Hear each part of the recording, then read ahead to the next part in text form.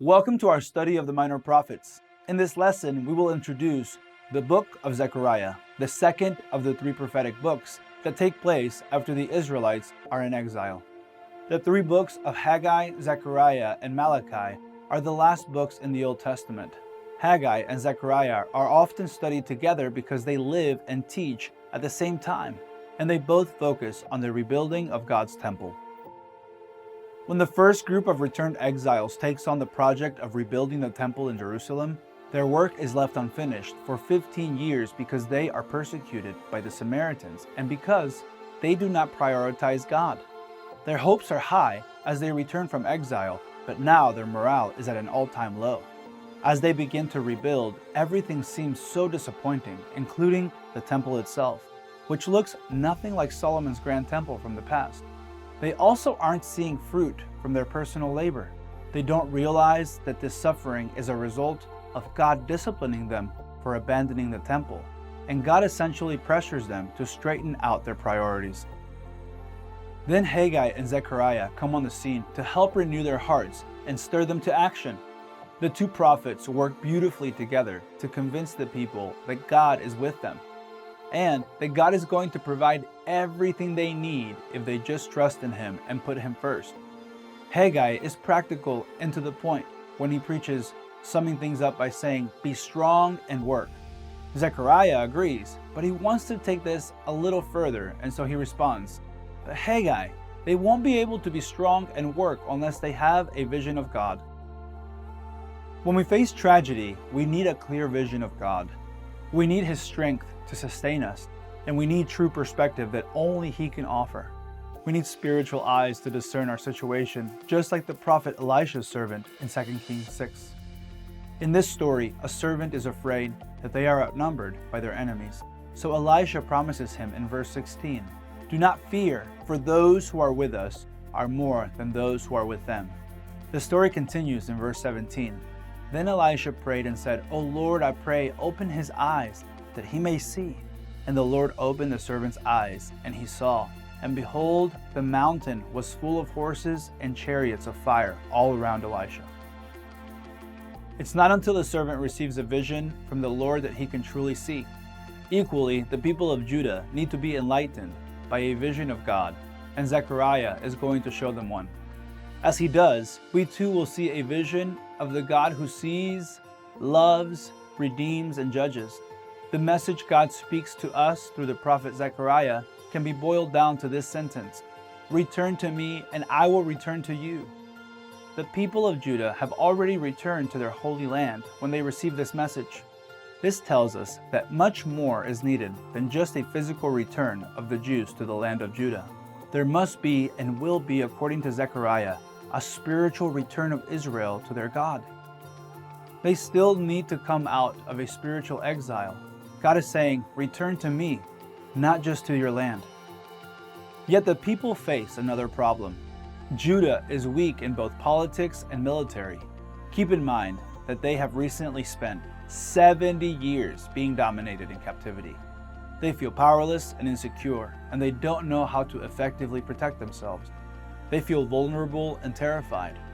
Zechariah responds to this concern with the expression, "the Lord of hosts," which is found 53 times in the 14 chapters of Zechariah. This is a reminder that Yahweh is a God who has infinite power and spiritual armies at His command. He is the Lord God Almighty, and He can command all kinds of forces to protect us and to accomplish His purposes in us and through us. 8 times in the first 6 chapters of his prophecy, Zechariah gives the people of God an apocalyptic vision.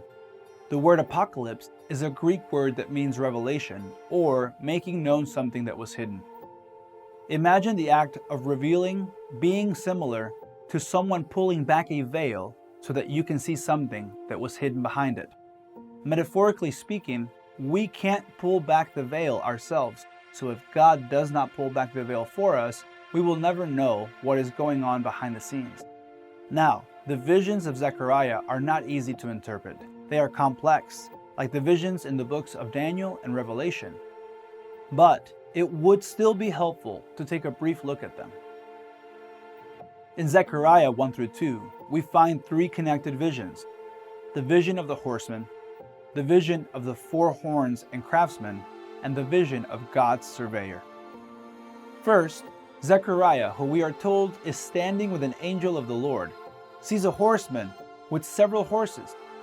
When Zechariah asks what he is seeing, the man claims that they have just explored the entire earth and they have found it at peace. Hearing this news, the angel of the Lord cries out, "O Lord of hosts, how long will you have no compassion for Jerusalem and the cities of Judah, with which you have been indignant these 70 years?" God's reply in Zechariah chapter 1, verses 14 through 17 is significant. "I am exceedingly jealous for Jerusalem and Zion, but I am very angry with the nations who are at ease. For while I was only a little angry, they furthered the disaster. I will return to Jerusalem with compassion. My house will be built in it. My cities will again overflow with prosperity, and the Lord will again comfort Zion and again choose Jerusalem." This leads naturally to the vision of the four horns and craftsmen. Zechariah asks the angel what each of their roles are. First, he tells him that the horns represent the powerful nations that scattered the people of Israel. Then in Zechariah chapter 1, verse 21, the angel of the Lord explains who the craftsmen are and summarizes the vision by saying, "These are the horns which have scattered Judah, so that no man lifts up his head.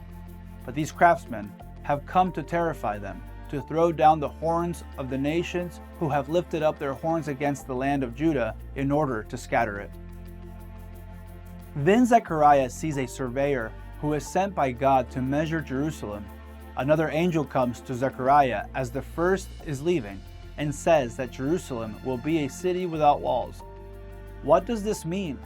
The walls will not be needed because God promises to protect his people, and he promises to live among them. While the people of Judah understandably feel vulnerable, abandoned, and purposeless, Zechariah pulls back the veil to show them that God will be faithful to provide what they need and that he will never neglect justice, punishing those who have harmed them. They can find rest and strength in knowing they are secure in the Lord. The visions continue in chapter 3, where we find the vision of Satan. In chapter 3, verse 1, Zechariah writes, "Then he showed me Joshua, the high priest, standing before the angel of the Lord, and Satan standing at his right hand to accuse him." The angel of the Lord uses Joshua as a symbol to teach Zechariah. Verses 3 through 4 tell us that Joshua's garments are filthy rags, which represent the stains that can be found on everyone who sins. This includes the nation of Israel. The angel of the Lord rebukes Satan in the name of the Lord, who has chosen Jerusalem, and calls Joshua and Israel a brand plucked from a fire. The angel of the Lord also announces good news, saying in chapter 3, verse 4, "Remove the filthy garments from him. See, I have taken your iniquity away from you and will clothe you with festal robes." He goes on in chapter 3, verse 7, "If you will walk in my ways, and if you will perform my service, then you will also govern my house and also have charge of my court." And in chapter 3, verses 8 through 9, we read, "I am going to bring in my servant, the branch, and I will remove the iniquity of that land in one day." Though the remnant of Israel faces political and military weakness, the real problem they face is the distance created between man and Creator, all because of sin. There's nothing we can do to close this gap, but our good God promises to close it through his servant called the branch, who represents Jesus Christ. In chapter 4, things switch gears as Zechariah has a vision of a lampstand and olive trees. These represent God's promise to work through Zerubbabel, who is a descendant of David and is appointed governor by Cyrus the Great and other rulers of the Persian Empire. The angel explains that through the ministry of the Holy Spirit, the temple will be restored by Zerubbabel. Zechariah pulls back the veil once again to show the people a lampstand, which is the Holy Spirit of God, and two olive trees, which are called the two anointed ones, who are standing by the Lord of the whole earth. In Zechariah chapter 4, verse 6, the Lord tells the people that it is not by might, nor by power, but by my Spirit. In essence, he is making this promise to the people. Though there aren't many of you, and though you may feel weak in just about every way, you will succeed because of my Spirit. And as always, God keeps his promise and works through Zerubbabel. Jesus, the Messiah, does come to bless the whole world through the line of David. He comes to bridge the gap between man and the holy God. In chapter 5 and 6, we have 3 more connected visions: the vision of the flying scroll, the vision of the woman in a basket, and the vision of the 4 chariots. First, a huge scroll brings the curse of God to the entire earth, punishing thieves and liars and destroying their houses. Then a woman, who represents wickedness, is found in a basket in the Holy Land and flown in the basket to Babylon in order to reign there. Then God brings all of these visions full circle through a final vision as 4 chariots are sent all over the world to bring judgment to the nations. God is promising to judge the wickedness of his enemies. Have you ever wondered, when is this going to happen? It seems about time. We are tempted to feel like God is too slow to judge, and we forget that God is working patiently in the world, even using imperfect people like us to help others come to know him. Yes, God's patience and partnership are absolutely beautiful. But let us not forget that God's patience will end. Time will run out, and judgment will come. This message comforts the people and gives them hope as they struggle against their enemies. As we close, let us reflect on the message of Zechariah. Things are not always as they seem, so Zechariah pulls back the veil to help the people see more clearly. God is working in ways we can't always see with our eyes. He is a God of patience, but also let us not forget that he is a just God. This same God is asking us today, just like he asked the people of Judah, to return to him and be saved. He doesn't just want us to physically return to showing up to church on Sunday. He wants us to return to him and submit to him fully in every aspect of life. He has made a way through his Son Jesus and gives us strength through his Holy Spirit.